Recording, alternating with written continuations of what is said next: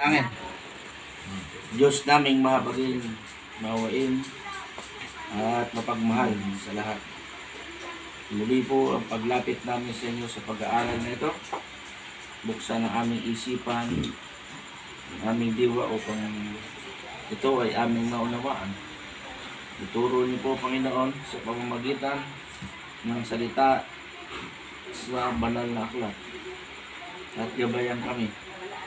Makakilala namin ang mali at ang tama upang kami ay hindi maligaw sa mga likong paraan. Salamat na kilang Ama dahil dinilig niyo ang aming dalangin at tinubong niyo ito at pinagkaloob niyo.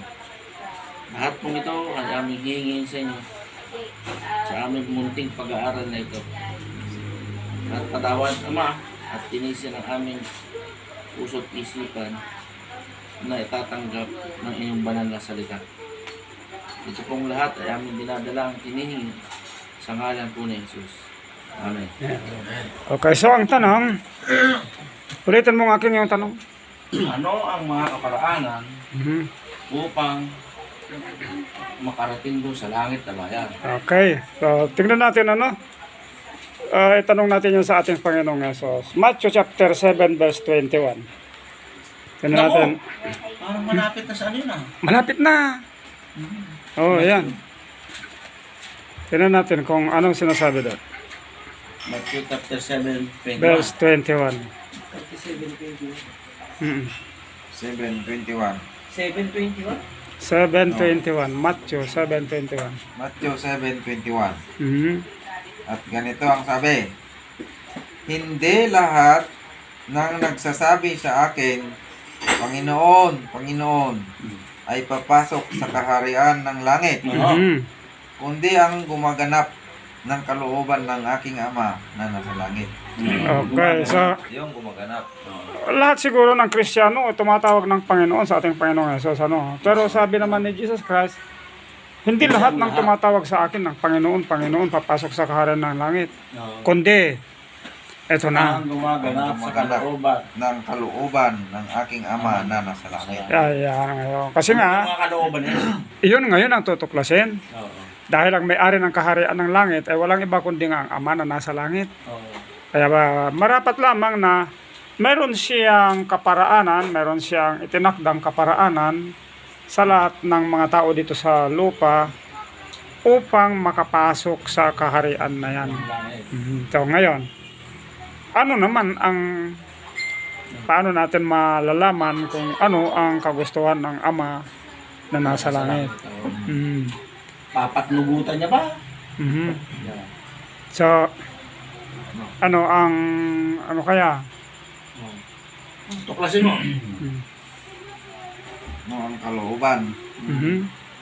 ng ating Ama na nasa langit. Oo. Ano ang kalooban niya? Mhm. Yun ang tutuklasin na naman. Oh, yun ngayon. Mag-isip tayo kung ano ang kalooban ng Ama na nasa langit, Ang Ama. sa kaharian ng langit. Mhm. Sabi, hindi ang lahat na tumutawag Mhm. sa akin ay Seek ye first Papasok sa kaharian ng langit. Seek ye first the kingdom of God. Yun yung langit, iba kingdom. And His righteousness. Yung righteousness niya. Mhm. Tignan din natin, ano ba yung righteousness niya? Ano ba yung commandments yun? Ayun. Oh. Nagbukas si Sir Makoy.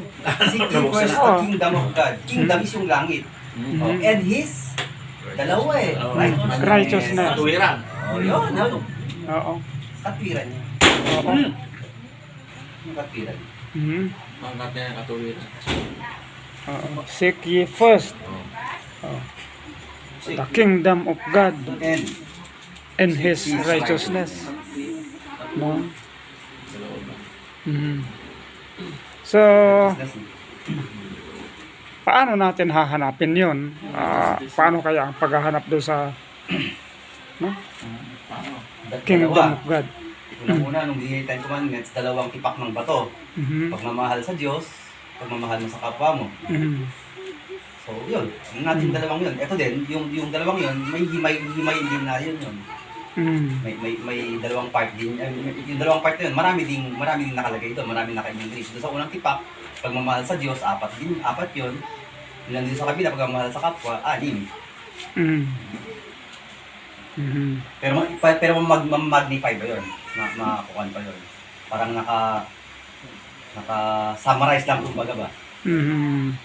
Sabi niya, love your God with all your heart. 22 verse 37 ng Matthew. Ano? 22:37. Matthew 22:37. Maganda itong nagkakaroon ng maraming kaisipan para 7. makapagbigay. Ito ang sabi niya. At sinabi sa kanya, ibigin mo ang Panginoon mong Diyos ng buong puso mo, at ng buong kaluluwa mo, at ng buong pag-iisip mo. Ito ang dakila at unang utos. Wow. Ibigin mo. Yun na pala, no? Okay. Maganda ito. Dakila at unang utos. Tuloy mo pa yan. Ito na yung pangalawa. Yan na yung pangalawa, tuloy mo pa. Basahin natin para malaman natin. Yun yung pangalawang. At ang pangalawa ay katulad nito. Ibigin mo ang iyong kapwa na gaya ng iyong sarili. Sa dalawang utos na ito, nakasalig ang buong kautusan at ang mga propeta. Ayun pala, no? So, maganda. Ito pala, no? Dalawang kautusan pero nakasalig. Ibigin mo. Tama, no? Kasi nga, ang may-ari ng kaharian ng langit, ang Panginoong Diyos. Yeah. Kung iibigin mo, yun ang ngayon. Paano natin may papadama at papakita sa Panginoon ang pag-ibig natin sa Kanya? Papadama. Dahil sa Paborito ni Pandoy yun, no? favorite ni Uncle. If you love me, yun ang sabi niya. You love me, keep my commandments. Yun pala. Now. Andun ang buod. Lilinawin natin na, no? Bigyan na tayo ng Palawakin natin yung if you love me, keep my commandments, ano? 14:15 yon. Punta naman tayo sa verse 21, Brendo, ng Juan. Yan.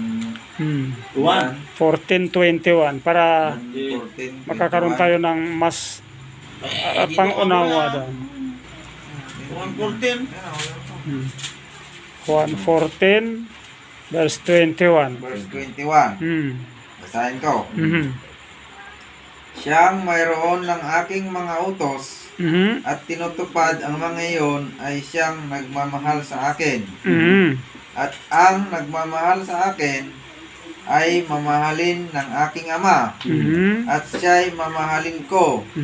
At ihahayag ko ang aking sarili sa kanya. Ayun. Oo.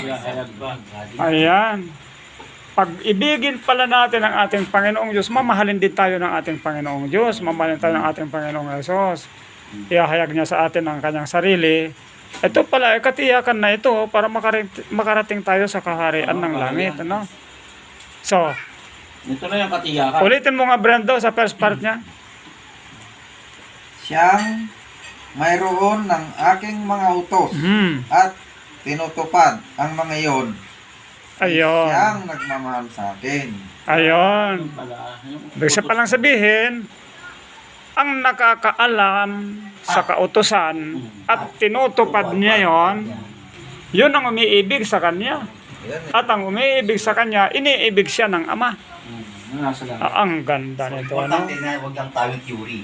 Dapat may practice. Practical. Kasi we should not be hearers of word, but doers also. Yeah. So, magbigay nga tayo ng yung hindi parang mahirap makilala o mahirap maunawaan na kautusan ng Panginoon.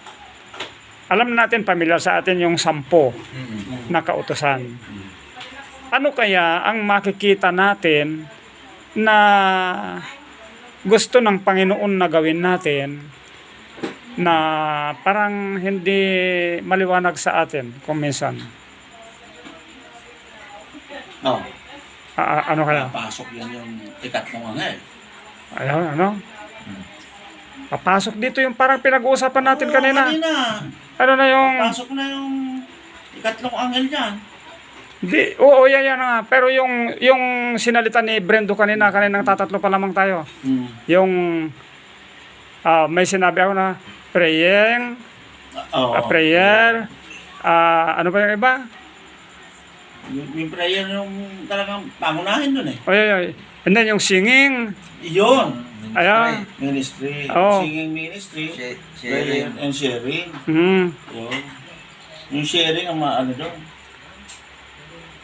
Kasi So, punta tayo sa prayer. Sa praying. Ano. May sinalita ang ating Panginoon sa 5:44 ng Matthew. Titignan natin. 8:44. 5:44 5:44. ng Matthew.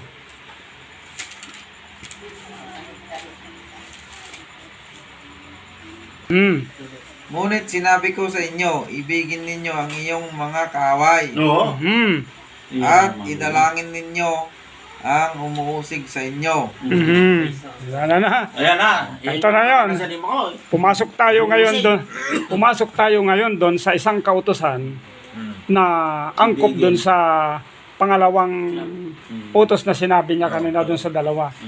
No? Ibigin Pero mo yung kapwa. parang mabigat ito, ano? Kaya nga eh. Kanina ibigin mo ang kapwa mo. Oo. Ito ngayon, ibigin mo ang iyong kaaway. At ipanalangin mo pa ang nagpe-persecute sa'yo. Parang napakaganda ito. Mabigat yan kung wala sa'yo ang Panginoon. Ayan. Magaan yan pag nasa iyo ang Panginoon. Ayan. Magaan No? yan. Napakagaan. Nararanasan ko na ngayon. Kita mo. Ano? Nararanasan ko yan. Yung umuusig, Mm. ano ba, umuusig sa kanya. Oo. Doon niya maunawaan Ayan.